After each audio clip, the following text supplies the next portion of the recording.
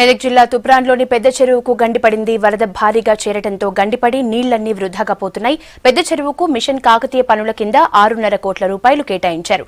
కాంట్రాక్టర్లు నాసిరకంగా పనులు చేయటం వల్లే చెరువుకు గండిపడిందని గ్రామస్తులు ఆరోపిస్తున్నారు. నాసిరకంగా పనులు చేసిన కాంట్రాక్టర్పై చర్యలు తీసుకోవాలని డిమాండ్ చేశారు.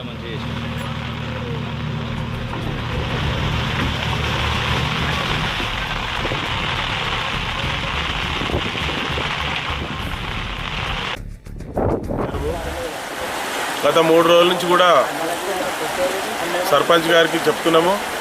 ఆ మత్తడి పక్కన గండివాడే ప్రమాదం ఉంది.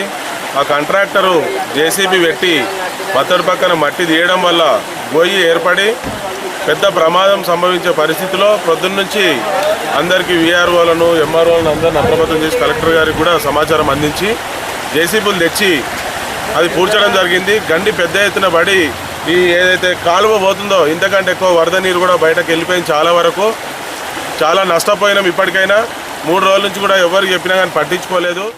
గత 3-4 రోజులుగా కురుస్తున్న భారీ వర్షాలకు తూపాను పెద్ద చెరువు కట్టలోకి అధిక మొత్తంలో పెద్ద వరదలు పోటెత్తినాయి.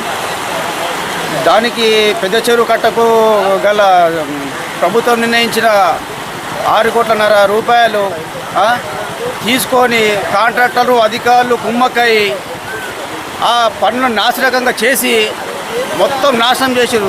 తుంగులు తొక్కిన విధంగా వర్క్ చేసిరు. ఎన్నిసార్లు కంప్లీట్ చేసినా ఎవరు